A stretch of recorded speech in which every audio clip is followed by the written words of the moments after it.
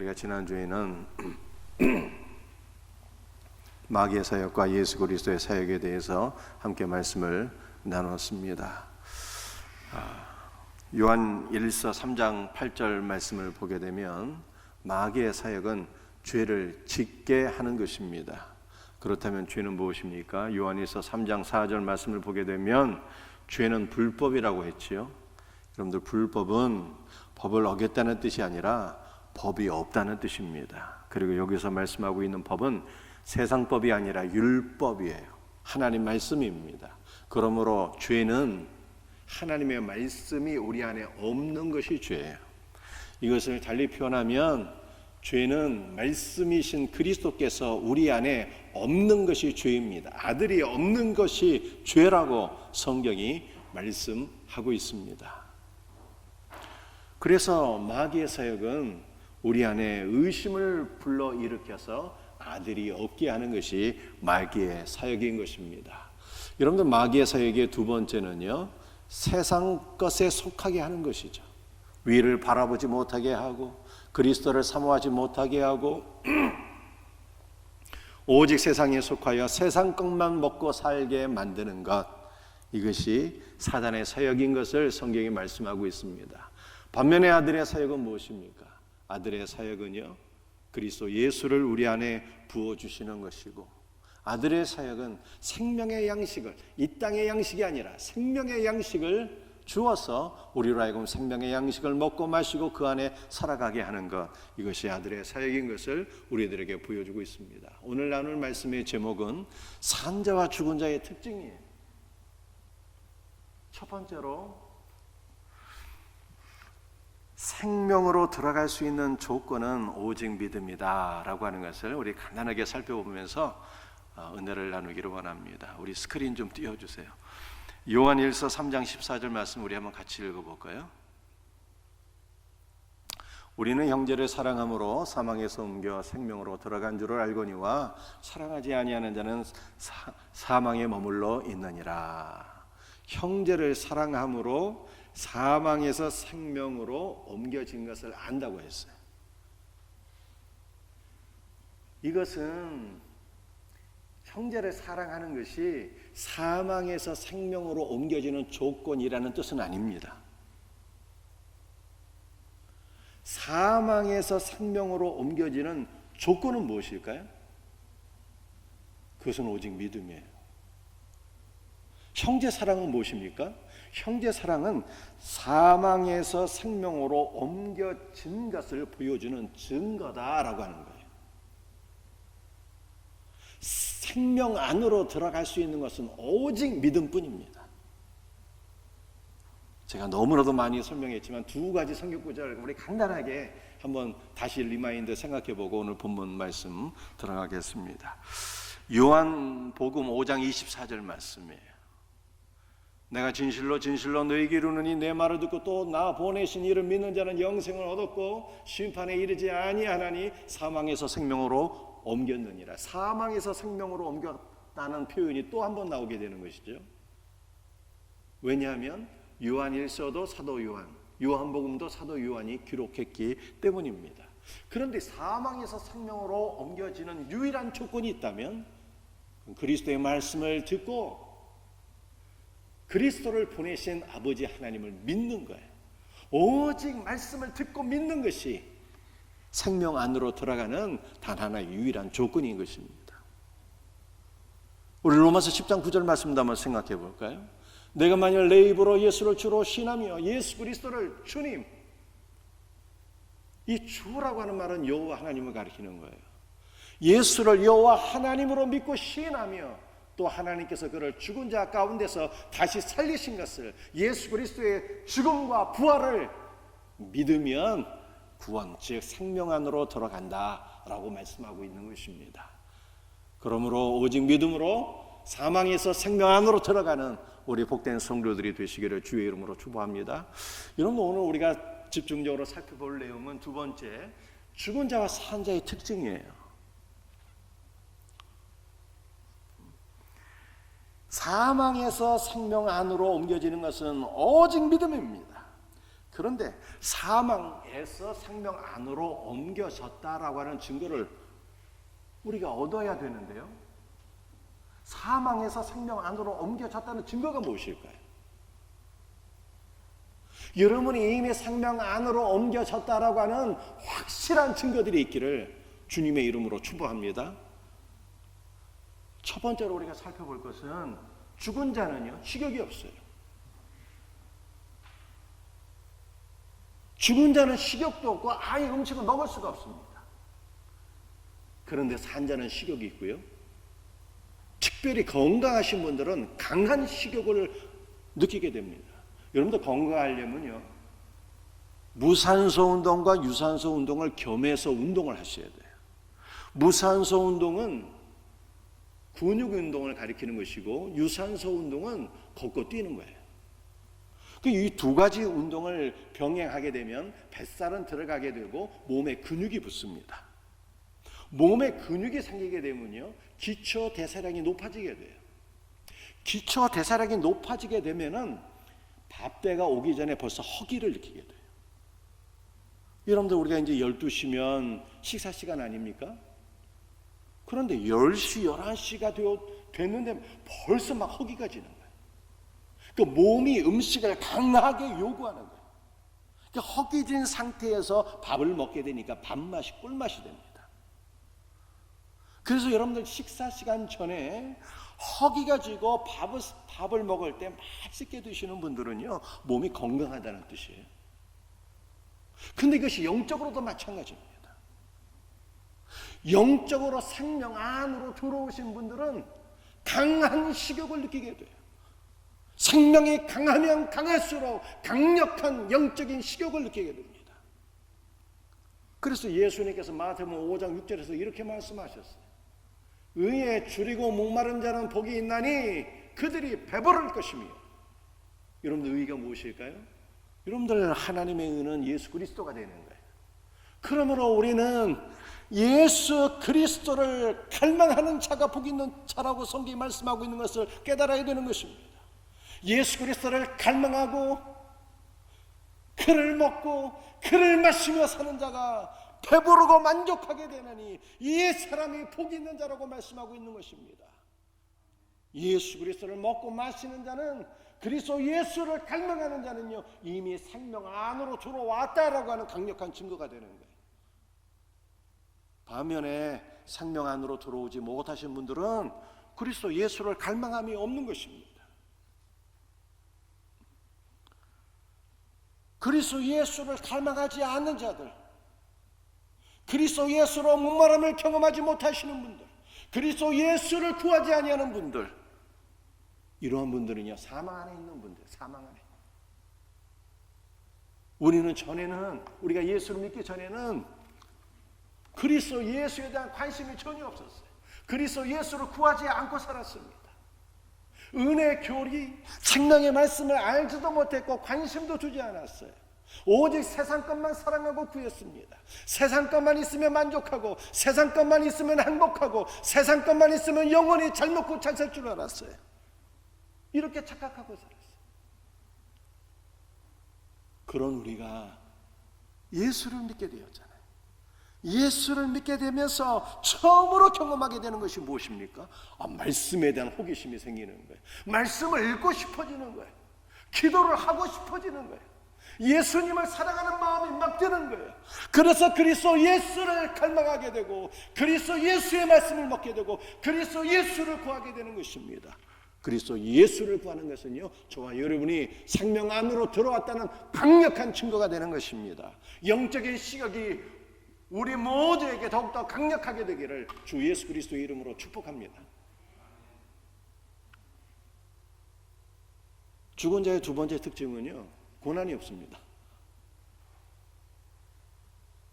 그래서 옛말에 이런 말이 있잖아요. 문제 없는 사람, 고난 없는 사람을 보려면 공동묘지에 가라고. 산 자는 고난이 있는 거예요. 이거 영적으로도 마찬가지입니다. 고난이 있는 자는요, 생명 안으로 들어왔다는 강력한 증거예요. 우리 말씀 한번 읽어보겠습니다. 여호수아 16장 1절과 2절 말씀이에요. 요셉 자손이 제비 뽑은 것은 베델에서부터 아다롯에 이르고 그들의 기업의 경계는 아달에서 윗 베토론에 이르고. 여러분들, 요셉의 이름은 더하다라고 하는 뜻인데요, 이 요셉이 두 아들을 낳게 되었습니다. 장자의 이름은 므낫세요, 차자의 이름은 에브라임이에요. 므낫세의 이름의 뜻은 하나님께서 애굽의 모든 슬픔과 고통을 잊게 하셨다는 뜻입니다.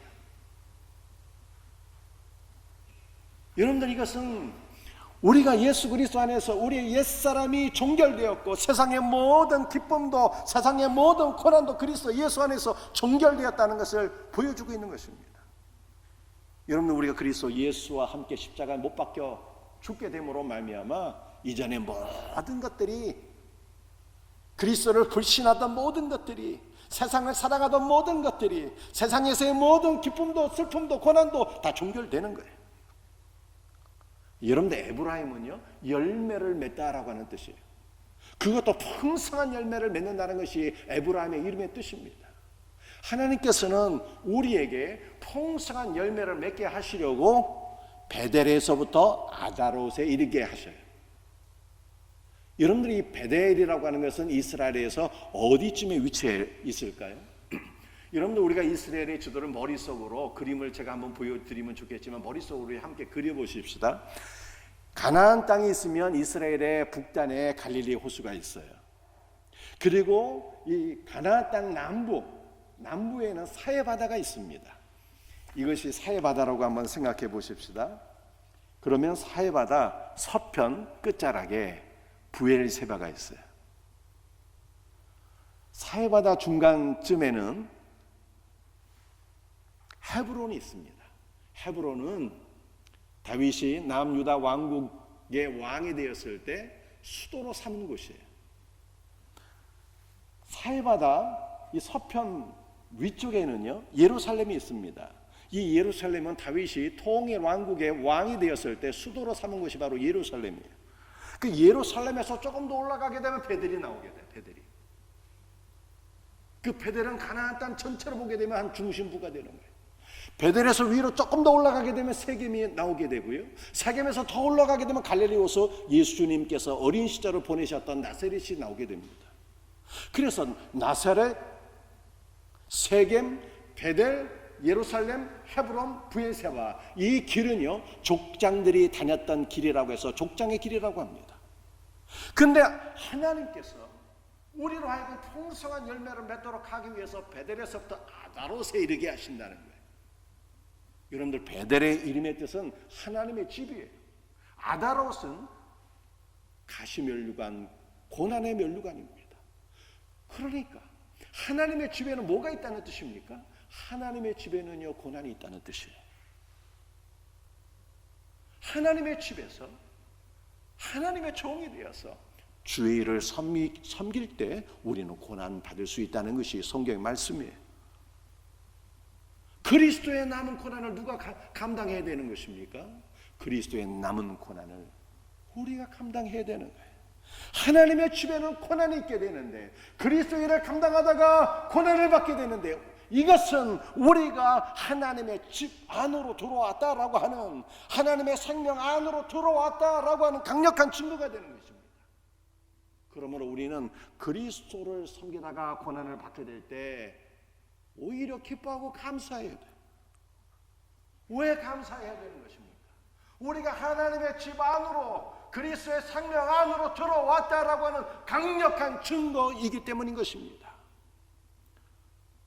사랑하는 성도들이여, 우리가 그리스도를 위하여 수고하고 섬기다가 고난받을 때 우리는 어떻게 해야 되는 것입니까? 고난의 시간에 우리가 어떻게 살아야 되는 것입니까? 우리 민수기 말씀 한번 보시겠어요?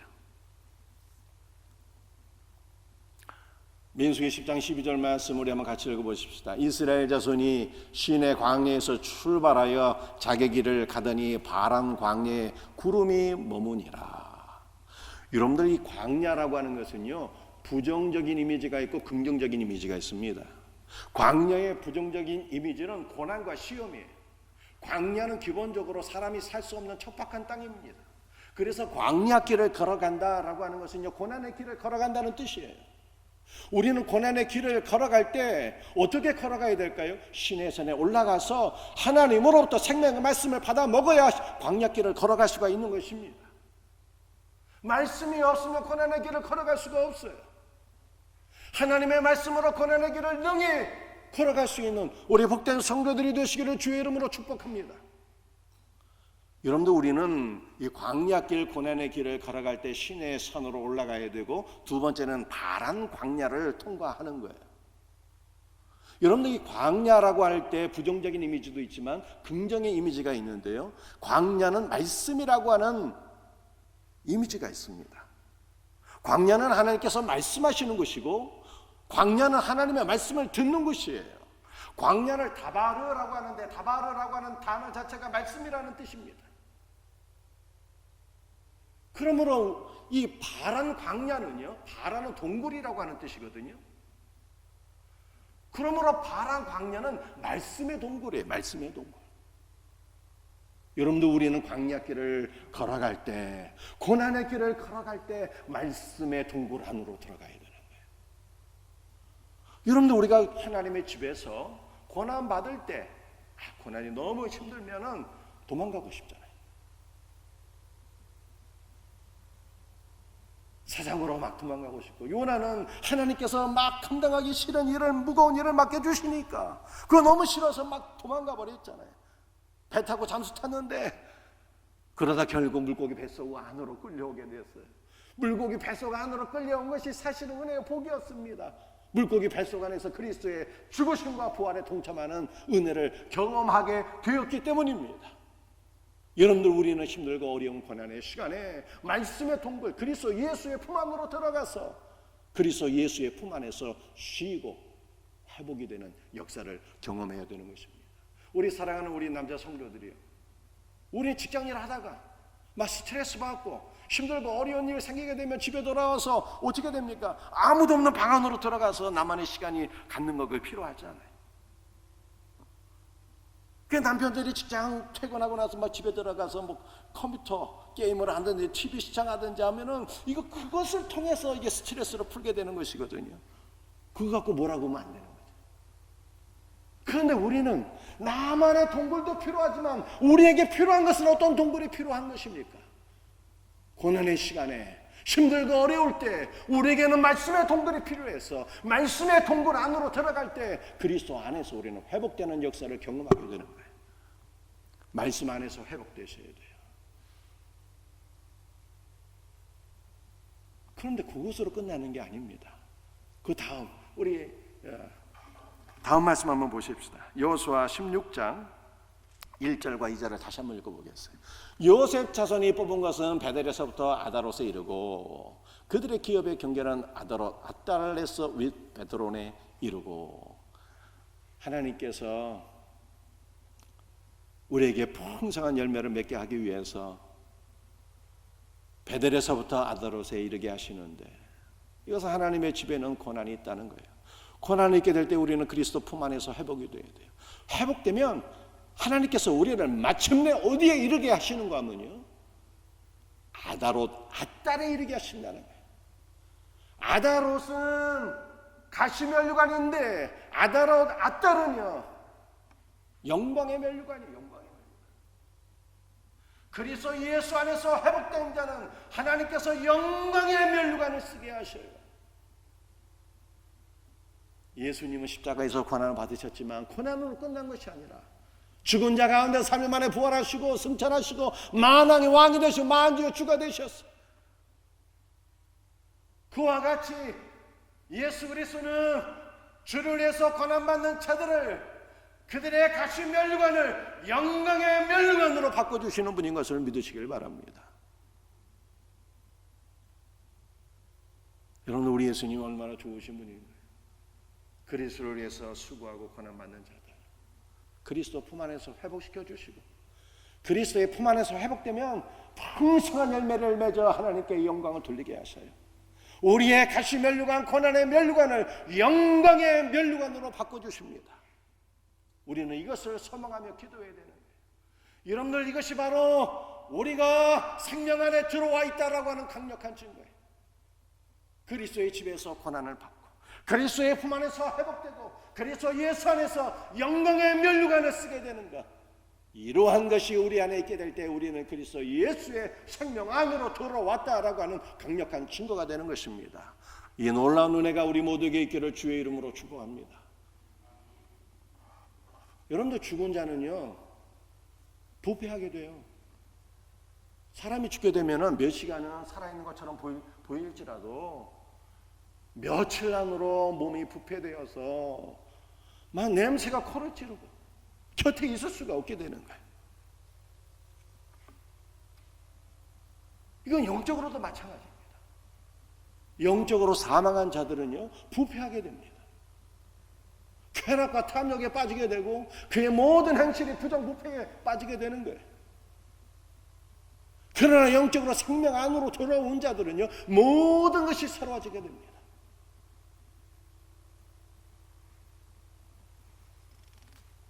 고린도후서 5장 17절 말씀을 우리 한번 같이 읽어보십시다. 그런즉 누구든지 그리스도 안에 있으면 새로운 피조물이라. 이전 것은 지나갔으니 보라 새 것이 되었도다. 그리스도 예수 안에 거하는 자들은요 모든 것이 새롭게 되는 거예요. 새로운 피조물이 되는 것입니다. 새로운 신분을 얻게 돼요. 아들의 신분을 얻게 되는 것이죠. 하나님의 아들이 되고 딸이 되는 것입니다. 가장 영광스러운 신분을 얻게 되는 거예요. 새로운 가치관을 얻게 됩니다. 더 이상 세상을 사랑하는 것이 아니라 그리스도를 사랑하게 됩니다.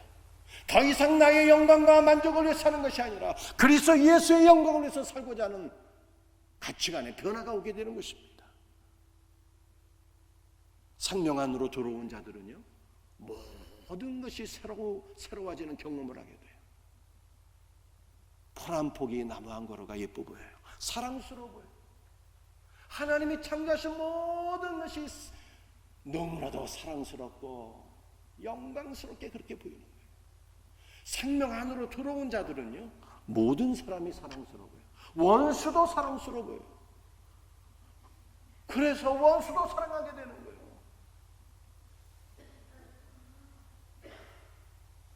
사망 안에 거한 자는 부패하게 되지만 생명 안으로 들어오게 되는 자는요 새로운 삶을 살게 되는 것입니다.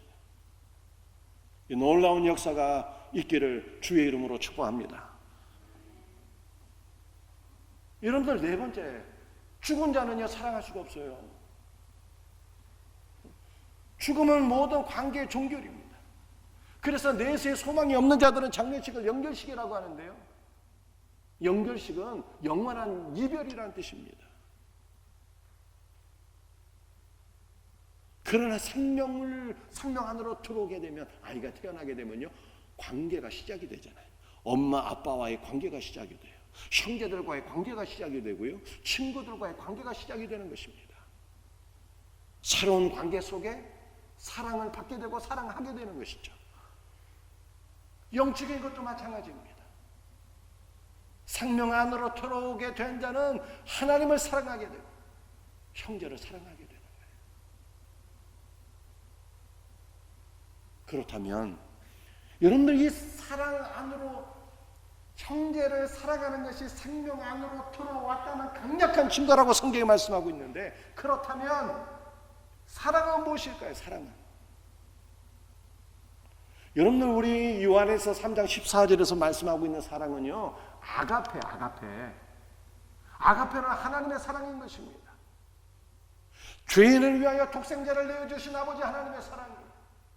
우리를 구원하시기 위하여 살과 피를 찢어주신, 생명을 내어주신 그리스도의 사랑을 가리키는 것입니다.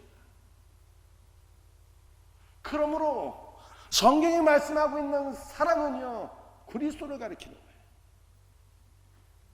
그리스도가 우리 안에 없으면 그건 참 사랑이 아니라는 뜻입니다.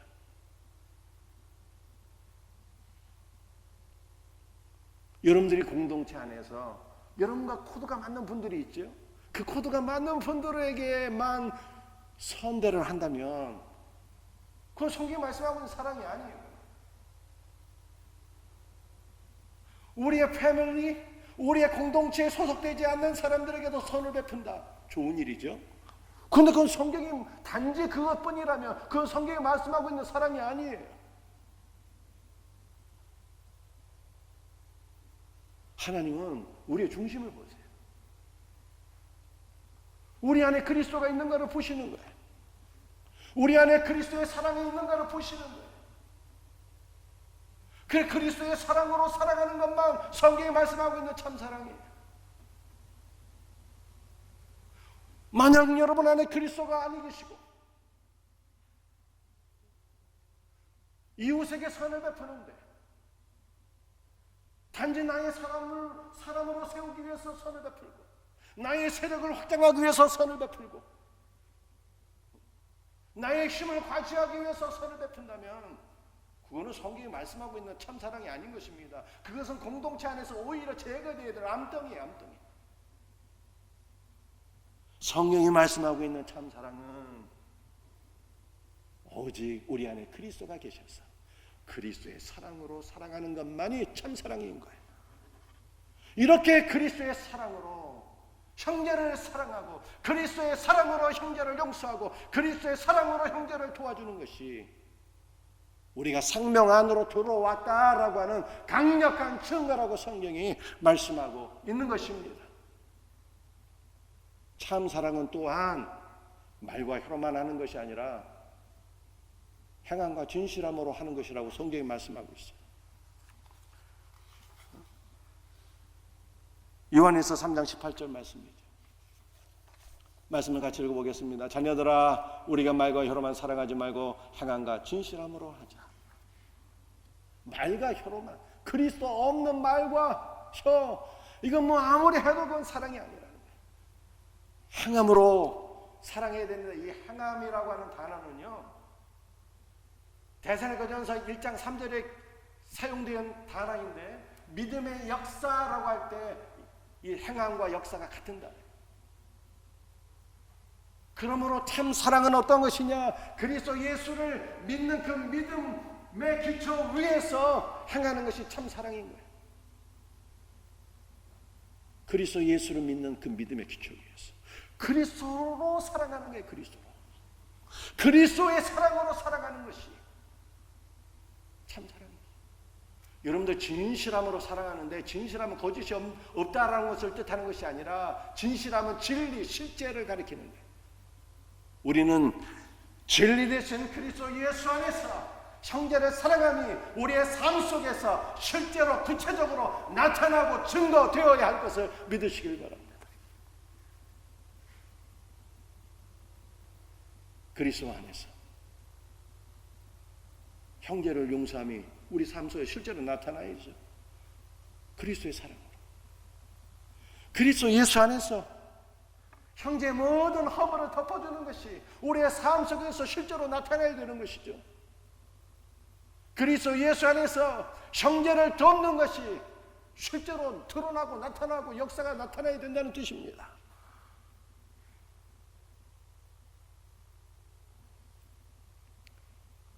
우리 마지막 성경 구절에 요한일서 3장 17절 말씀 한번 같이 읽도록 하겠습니다. 누가 이 세상의 증오를 가지고 형제의 궁핍함을 보고도 도와줄 마음을 닫으면 하나님의 사랑이 어찌 그 속에 거하겠느냐. 여러분들 궁핍이란 단어는 하루 먹을 양식조차도 없는 것을 가리키는 것입니다. 궁핍한 형제가 있어요. 그러면 도와줄 마음을 가져야 돼요. 이 도와줄 마음이라는 것은 정말 창자에서부터 끌어오르는 사랑과 긍휼을 가리키는 거예요. 이것은 하나님의 마음을 가리키는 것입니다. 하나님의 마음으로 하나님의 사랑으로 형제의 궁핍함을 보고 긍휼히 여기며 도와야 되는데 그 도와줄 마음을 닫아버리면 하나님의 사랑이 그 안에 없는 것이고 이것은 그 사람이 생명에 속한 사람이 아니라는 증거라는 거예요. 생명에 속한 자는 하나님의 사랑으로 형제를 도와주는 자예요. 그러므로 사랑하는 성도들이요, 우리는 어떻게 살아야 되는 것입니까? 그리스도의 사랑으로 육신의 형제를 돌아보며 사셔야 돼요. 육신의 형제들과 원수가 되고 사는 것은 하나님의 뜻이 아닙니다. 그리스도의 사랑으로 그리스도의 긍휼로 육신의 형제를 용서하고 사랑으로 하나가 되고 도와줄 수 있는 은혜가 있기를 주의 이름으로 축복합니다. 이것이 생명의 사람이라는 증거예요. 여러분들, 우리는 믿음의 형제들은 더 귀한 관계잖아요. 믿음의 형제들을 더 귀하게 여기고 그리스도의 사랑으로 용서하고 하나 되고 그리스도의 사랑으로 도와주는 자가 되어야 돼요. 이것이 저와 여러분이 생명 안에 거한 자라고 하는 확실한 증거라고 성경이 말씀하고 있는 것입니다. 말씀을 마치겠어요. 우리는 오직 믿음으로 생명 안으로 들어가는 거예요. 그런데 생명 안으로 들어온 자들에게는요, 내가 생명의 사람이라고 하는 강력한 증거들이 있어야 돼요. 영적인 시각이 있어야 됩니다. 의에 줄이고 목마른 자가 되셔야 돼요. 그리스도를 먹고 마시며 그리스도 안에서 만족하고 그리스도의 힘으로 살아가야 되는 거예요.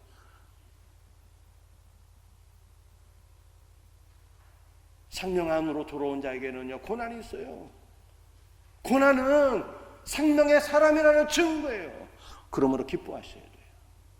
생명의 사람은 그리스도 안에서 고난받고 그리스도 안에서 회복되고 생명의 사람은 그리스도 안에서 영광의 면류관을 쓰는 거예요. 생명의 사람은 부패되지 않습니다. 생명의 사람은 새롭게 되는 거예요. 생명의 사람은요, 그리스도 예수의 사랑으로 살아가요. 이것이 생명의 사람이라는 확실한 증거예요.